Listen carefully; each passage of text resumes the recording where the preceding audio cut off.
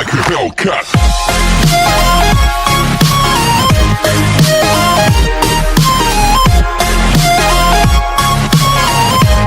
Hey everyone, welcome back to my channel. So today we are going to do household circuits. So first topic is transmission of power from the generating station to the consumer. So at the generating station, the electric power is generated at 11 kilowatt because the generation at voltage higher than 11 kilowatt causes insulation difficulties, and below will involves a very high current. So neither above nor lower than it.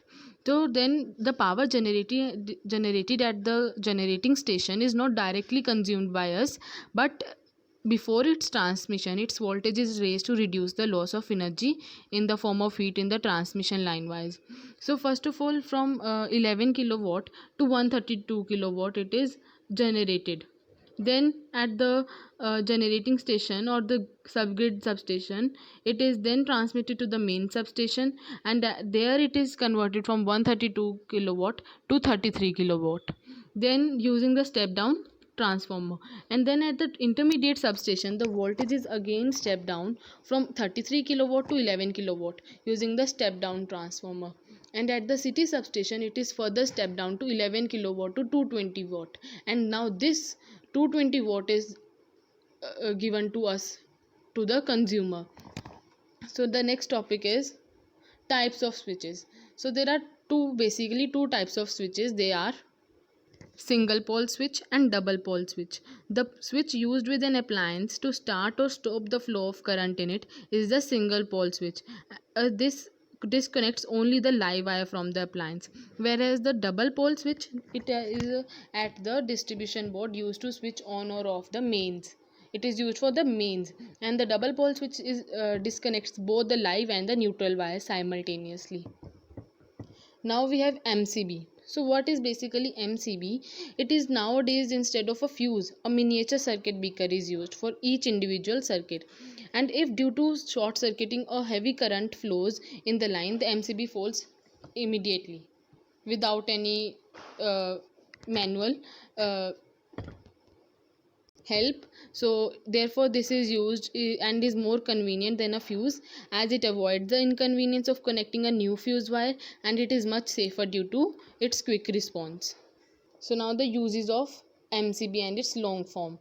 So MCB stands for miniature circuit breaker, and it automatically switches off electrical circuit during any abnormal condition in the electrical network, such as overload and short circuiting. So now we have the switches. What is a switch? Earlier I told how many types of or groups of switches are. Now what is a switch? A switch is an on or off device for current in a circuit. It is connected in the live wire. Now you can see this is a switchboard. Now why we connect the switch to the live wire? It is always safer to connect live wire to connect the switch to the live wire, because whenever the switch is opened or the fuse is blown, the high potential is disconnected with the live wire. So now this figure A shows us the on position of the switch, or the appliance gets connected to the high potential point through the live wire, and the current flows in the appliance because the circuit is complete, as the neutral wire provides the return path for the current. And in the second you can see that there is off position of switch. The circuit is incomplete and no current reaches the appliance through the live wire. The appliance does not operate. It is now safe to carry out repairs in the appliance if required. Even the live wire connection of the appliance can be touched if the switch is in off position, because both the live wire and neutral wire connected with the appliance are at zero potential. It is dangerous and deceptive to connect switch in the neutral wire. And why it is so? Because if due to some defect in the appliance and excessive current flows in the circuit, the fuse blows off and the currents also stops flowing in the circuit, but the appliance still remains connected to the high potential point of the supply through the live wire. Now if a person touches it, what happens? He gets an electric fatal shock, because the person comes in direct contact of the mains to the live wire. And now there are some safety precautions while using with the switches. So the safety precautions are that they should not be touched with the wet hands. All electrical work should be performed by a licensed electrician. Routinely check cords, outlets, switches, and appliances for signs of damage. Do not overload outlets with too many devices or appliances. You can see in this diagram that how this is overloaded, the outlets. So this should be avoided in any case. Then we have always confirm the usage conditions by using the switch in an actual application, and use the switch only for the number of switching operations that it performs and allows. That is, it should not be overloaded. Then we have fuse. So, a fuse is a safety device which is used to limit the current in an electric circuit. The use of a fuse safeguards the circuit and the appliances connected in that circuit from being damaged. So, fuses works on a principle of heating effect of the current. A fuse wire of length L, radius R, and material is of which specific resistance is rho has its resistance as R is equal to rho by pi r square. Now we have that what should be the material of the fuse. A fuse is a short and thin piece of wire of uniform area of cross section, and is made up of a material of low melting point. And alloy of lead and tin is used as the material of fuse wire because its melting point is also low and specific resistance is more than that of copper and aluminum. And copper or aluminum wire is also not used because they have more melting or high melting point. Moreover, the use of an ordinary copper wire as a fuse must be avoided as it is very thick, so it will not melt even if the current exceeds its safe limit, and it may give a fatal shock to a person. Then we have reason for connecting fuse in the live wire. So why it should be connected? It is always connected in the live wire before the appliance, so that as the current in the circuit exceeds the rating of fuse, it may melt and break the circuit first before the current reaches the appliance. Thus no current flows in the appliance. You can see here how the person is doing. You can see that how the person has switched off the, in the A part the person has switched off the switch, and in the second he has not, and he is in direct contact with the live wire. He may get a fatal shock. See. Then we have how to determine the suitable rating of a fuse for an electrical appliance. So fuses to be used in the electrical appliance should have rating of just slight more than the current with the which the electrical appliance will use under the normal conditions. Example, a fuse of 3 ampere may be used for an electrical appliance that operates on current of 2.5 ampere. And the rating of a fuse amount depends on the maximum amount of current that can flow through the fuse without the wire of the fuse melting, and it is always indicated on the fuse. Common fuse ratings you can see 1 ampere, 2, 3, 5, 10, and 13. Then we have earthing. Why earthing is important? It is essential to provide a connection for earthing an electrical appliance such as refrigerator, toaster, that is which we handle physically. And why it is safer? When the live wire of a faulty appliances come in direct contact with its metallic case due to break of insulation after its constant use, the appliance acquires the high potential of the live wire.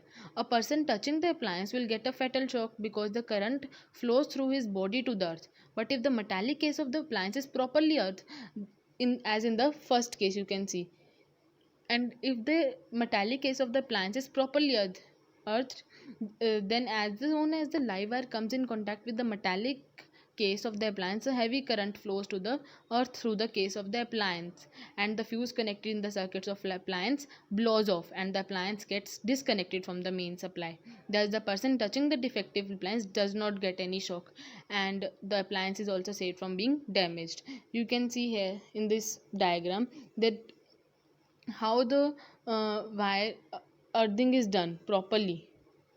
So if it is done, a heavy current flows to the earth through the case of the appliance, and the person is also saved.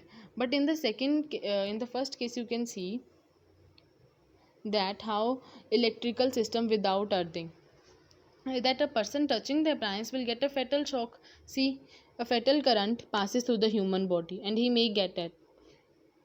But if the metallic case of the appliance is properly earthed, he may not get this. So next we have safety by the local earthing. So what is the safety? If due to some reason such as short circuiting and excessive current flows through the line wires, it will pass to earth through the earth wire if there is local earthing. Otherwise the line wires may get overheated and it may cause a fire. Then we have 3-pin plug and socket.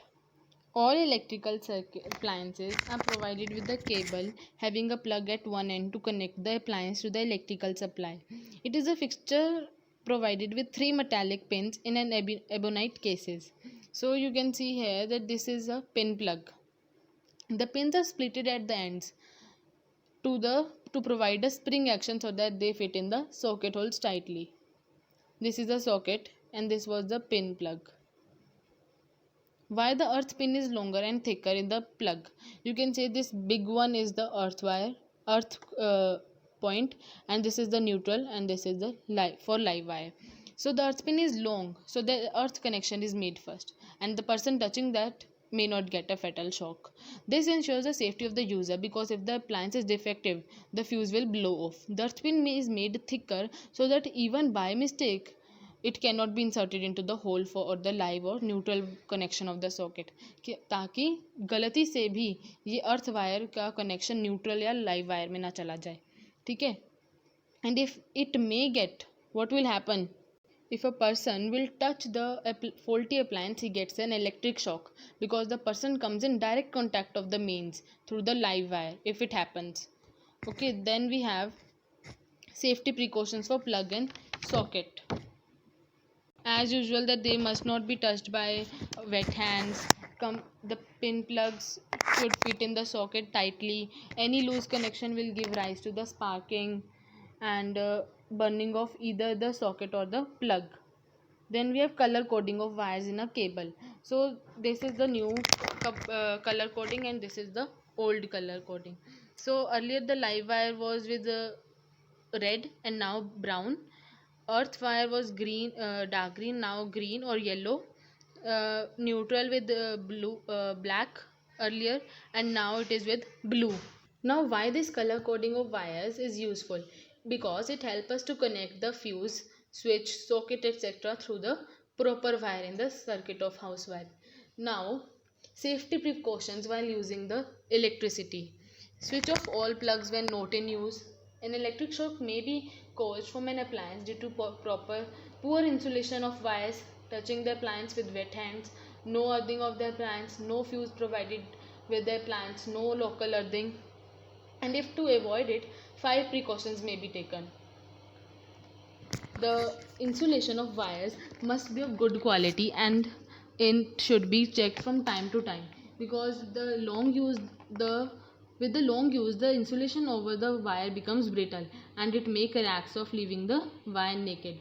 There must be proper local earthing near the kilowatt hour meter. Do not cut and make adjustments to electric cords without the license. Switch off all the electric supply when on a vacation, when not in use. Switch off mains in case of a fire. You should not come in direct contact with the live wire. Be careful while using a water heater. So this was all for the today's video. I hope you liked the content. So don't forget to like, share and subscribe to my channel. Thanks for watching.